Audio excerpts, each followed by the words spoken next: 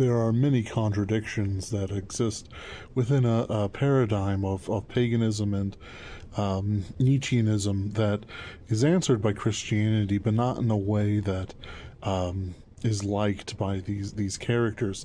And that isn't to say that they're wrong about a lot of things, it's just that their a prioris are anti-Christian.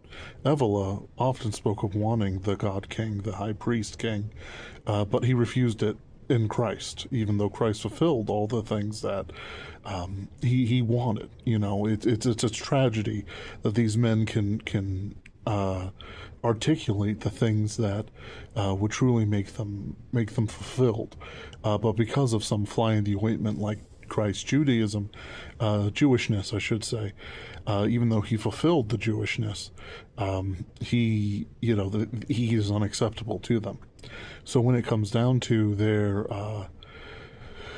theories, their existences, their desires, they look at things like Christian forgiveness and think it's a weakness because there have been weak Christians who forgive but are unable to take revenge.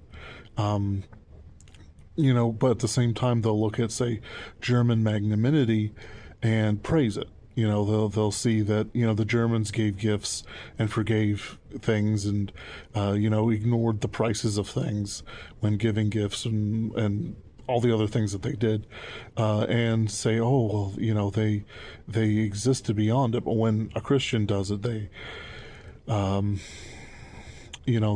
sort of, how do I want to put it? Like, they don't chimp out per se, but they say, oh, look at the weak Christian, ignoring, say, the fact that if a Christian does revenge a raped daughter, they will be destroyed, and it's something that you have to consider. If you have just one daughter and no other kids, it's worth it then, to slay and to,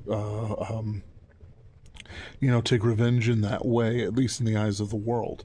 But we're not really called for that in the same way that a pagan must, to be a good pagan, to be strong.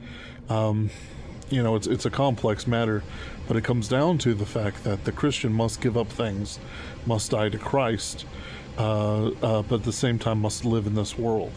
He must forgive, but at the same time, he must also pray for justice. It's hard to balance it out, and the public view of it is not something that satisfies every taste.